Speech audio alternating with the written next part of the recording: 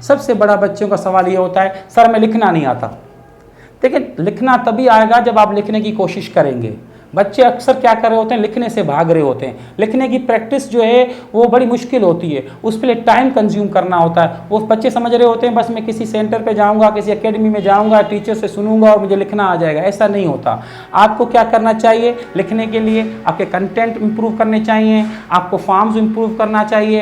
Content में आपकी देखा जाए कि आपको जो है रिलेवेंसी भी नहीं आ रही होती, टॉपिक की कोहेरेंसी नहीं आ रही होती, यूनिटी ऑफ टॉपिक में नहीं ला पा रहे होते, इवन आपको आउटलाइन बनाने नहीं आ रही होती है, या पैराग्राफ लिखना नहीं आ रहा होता। आपको ये सारी चीज़ें सीखनी होती हैं। अब ये सीखने के लिए आपको प्रैक्टिस करनी पड़ती है। आप सबसे पहले बुक, पेज और पेन ये अपने पास करीब रखें और रोज़ एक पैराग्राफ लिखने की कोशिश करें। आपका एक पैराग्राफ एक आइडिया डील करता है। अब उस आइडिया में फिर आपको क्या चाहिए, उसमें आर्ग्यूमेंट्स आने चाहिए, आप कोटेशन आनी चाहिए, एग्जाम्पल्स आने चाहिए, कोई अच्छे रेफरेंस आने चाहिए। सब जब ये सारी चीज़ें कंटेंट अच्छे हो जाएंगे, फिर आप इसकी फॉर्म चेक करें, क्या ये मैंने लिखा है रिलेवेंट है या नहीं है। अब ये सारी कामों के लिए आप खुद भी अपने टीचर बन सकते हैं, आपके दोस्त भी आपके टीचर बन सकते हैं, और जो आपका एक मेंटर है वो भी आपका एक टीचर दोस्त ये चेक कर सकता है। सबसे पहले आपकी राइटिंग स्किल्स पे इम्प्रूव करने के लिए आपको न्यूज़पेपर पढ़ना चाहिए। आपका लिटरेचर वास्ट होना चाहिए। आजकल बच्चों का लिटरेचर वास्ट नहीं है। बच्चे 10 टॉपिक्स की तैयारी कर लेते हैं और कहते हैं कि मैंने इंग्लिश के एसे की तैयारी कर ली है। ऐसा कभी भी नहीं होता। आपको वास्ट लिटरेचर चाहिए। आप एक टॉपिक को हर एंगल से पढ़ें। सपोज पॉवर्टी एलिवेशन है, उसके कॉजेज़ हैं, इसके इफ़ेक्ट हैं, उसकी रेमेडीज़ हैं, आप ये सब पढ़ें, उसकी स्ट्रेटजीज़ पढ़ें, करंट इन्फॉर्मेशन पढ़ें। सब जब चीज़ें सारी एंगल से तैयार हो जाए फिर आप उसको लिखने बैठें। लाजमी जब लिखने बैठेंगे तो चीज़ें गलत भी होंगी, कुछ सही भी होंगी। दोबारा लिखने बैठें। ये कहेंगे प्रैक्टिस आपको इम्परफेक्ट को परफेक्ट करती है। हम प्रैक्टिस से ही भाग रहे होते हैं, इसलिए हम परफेक्ट नहीं हो पा रहे होते।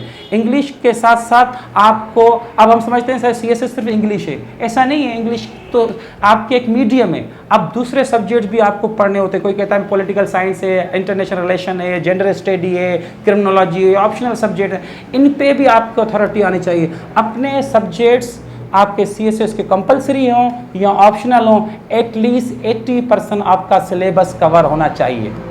उसके बाद आप वीकली उन सब्जेक्ट्स की मॉक दें, क्वार्टरली मॉक दें, मंथली मॉक दें। मॉक्स देने के बाद अपने टीचर से उसकी एवेल्यूशन कराएं। एवेल्यूशन कराने के बाद आप देखें आपके पिछले मार्क्स कितने थे और आज कितने मार्क्स हैं। ओल्ड पेपर सोल्व करें। आजकल एनालिटिकल और लॉजिकल रीजनिंग का दौर है।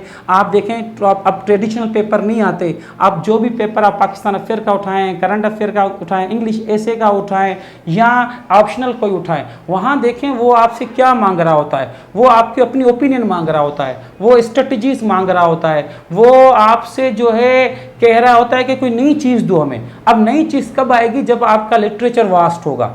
आपको सबसे पहले अपने लिटरेचर को इम्प्रूव करना है, अपने रीडिंग स्किल्स को इम्प्रूव करना है। जब रीडिंग स्किल्स इम्प्रूव होना शुरू हो जाए तो आप राइटिंग स्किल्स पे काम करें। और राइटिंग स्किल्स के लिए आपको एक मेंटर ढूंढना पड़ेगा। वो मेंटर आपकी इवैल्यूएशन करे और आप वो इवैल्यूएशन कंसिस्टेंसी से चेक करवाएं। सबसे बड़ी बात, आपको हार्ड वर्किंग भी करनी है और स्मार्ट वर्किंग भी करनी है। हार्ड वर्किंग पहले फेस हार्ड वर्किंग का पहला फेस है, दूसरा फेस स्मार्ट वर्किंग का है। अब स्मार्ट वर्किंग के टाइम पे आप क्या करते हो, हार्ड वर्किंग कर रहे होते हो। अब नए नए जब स्टूडेंट आ रहे होते हो, आप टीचर मुझसे स्टूडेंट अक्सर पूछते हैं सर हम कहाँ से शुरू करें, क्या शुरू करें। तो भाई ये वो सवाल हैं जो आपको खुद को जवाब देने चाहिए। इनको कहाँ से शुरू करना चाहिए आपको इंग्लिश से शुरू करना चाहिए। आपको कोई भी किताब पढ़ना अच्छा लगता है, कोई सिलेबस उठा लो, कोई ऑप्शनल सब्जेक्ट उठा लो, कोई कंपलसरी सब्जेक्ट उठा लो और उसकी पढ़ना शुरू कर दो। फिर उसकी आउटलाइन क्लियर करो। आउटलाइन हमारी असल में बच्चे आउटलाइन नहीं पढ़ रहे होते सिलेबस की, और जब सिलेबस कह रहे हैं कि हम सीएसएस की तैयारी कर रहे होते हैं, आप पूरा सिलेबस की आउटलाइन पढ़ें और जो प्रिस्क्राइब बुक्स हैं 2-3 एटलीस्ट आपको वो पढ़ने चाहिए। अब ये हमने डिस्कशन से ये सीखा कि सबसे पहले आपको राइटिंग स्किल्स इंप्रूव करनी है।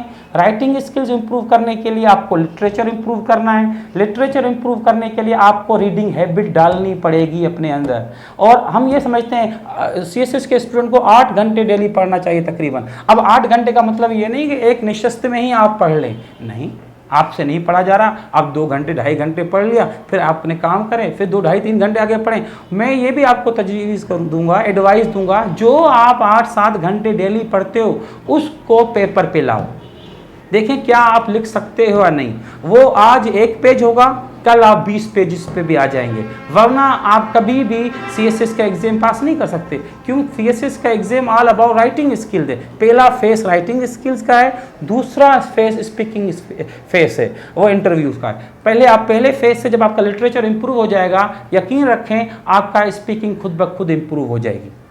क्योंकि स्पीकिंग के लिए भी मटेरियल चाहिए, मटेरियल आपने लिटरेचर से निकाला, लिटरेचर आईआर का लिटरेचर पढ़ा, पॉलिटिकल साइंस का लिटरेचर पढ़ा, जनरल स्टडी का लिटरेचर पढ़ा, क्रिमिनोलॉजी का पढ़ा, पाकिस्तान अफेयर का पढ़ा, तो फिर आप किसी आगे वाले को आसानी से इम्प्रेस भी कर सकते हो, एक्सप्रेस भी कर रहे हो। तो आपको एग्जामिनर आपसे एक्सप्रेशन चाह रहा होता है, आप उसको ऐसे एक्सप्रेशन दें जिससे आपकी इम्प्रूवमेंट आए, आपको पास की तरफ ले जाए। ऐसा ना हो कि आपके 0 मार्क्स आए। अक्सर स्टूडेंट कह रहे होते हैं ऐसे में मेरे 0 मार्क्स आ गए, मैंने इतने अच्छा पेज लिखा। देखें ऐसे में आपके पास 0 नंबर इसलिए आए, देखा जाए तो आपने उसका रफ स्केच बनाया था ऐसे का, क्या आपने उसकी आउटलाइन बनाई थी, क्या आपने आउटलाइन रिलेवेंट बनाई थी, क्या आपने थीसिस स्टेटमेंट दी थी, क्या थीसिस स्टेटमेंट उस टॉपिक से कनेक्ट हो रही थी, क्या आपने इंट्रोडक्टरी पैराग्राफ ऐसे का जो लिखा उसके जो 15 से 20 सेंटेंस होते हैं या 20 से 22 सेंटेंस होते हैं, क्या वो आपकी आउटलाइन से कनेक्ट हुए, क्या आपके ओपनिंग सेंटेंस जो इंट्रोडक्टरी पैराग्राफ के वो आपके टॉपिक से कनेक्ट हैं, क्या आपके कंक्लूडिंग सेंटेंस आपका इंट्रोडक्टरी पैराग्राफ का क्या वो कनेक्ट है आपके ओपनिंग सेंटेंस से।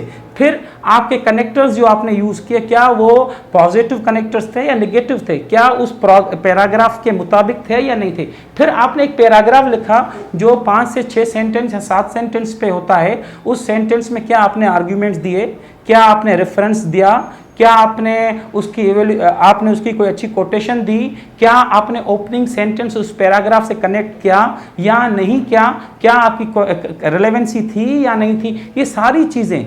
फिर ग्रामर का पोर्शन भी एक पेपर में आता है जो उसी ऐसे के अंदर ही है। आप क्या करते हैं कि आप ग्रामर पे काम नहीं कर रहे होते, ग्रामर बड़ा बचपन से आप पढ़ रहे होते हैं, आप part of speech, pronoun, adjective, noun बचपन से पढ़ रहे होते हैं, प्रीपोजिशन भी बचपन से पढ़ रहे होते हैं। आपको क्या करना है, पैराग्राफ लिखना है, उसमें कोशिश करनी है एक वीडियो ऑडियो आप कहें कि यहाँ बहुत सारी बुक्स पढ़ी हुई हैं, उन बुक्स पे आप देखें कामा कहाँ लगती है, किस प्रोसीजर के जरिए लगती है और किन किन आइटम्स पे लगती है, वो सेमी कॉलन कहाँ लगता है, कॉलन कहाँ लगता है, वो अगर आपने सीखना शुरू कर दिया तो आप रखें आपकी ग्रामर भी ऐसे में सही होगी, आपके ऐसे के कंटेंट भी सही होंगे, ऐसे के फॉर्म भी सही होंगे और आप ऐसे में 70 नंबर भी ले सकते हैं। ये हमारी आदत है कि हम 40 लेते हैं, 45 ले रहे हैं, हम ये कह रहे होते हैं बस इससे दुआ कर रहे होते हैं पास हो जाए। नहीं, आप प्रैक्टिस शुरू करें, अल्लाह का नाम लें और प्रैक्टिस करते जाएं, आपकी राइटिंग स्किल्स डेवलप होती जाएगी और आप इम्तिहान पास करने के करीब होते जाएंगे और इंशाल्लाह आप इम्तिहान पास भी कर लेंगे।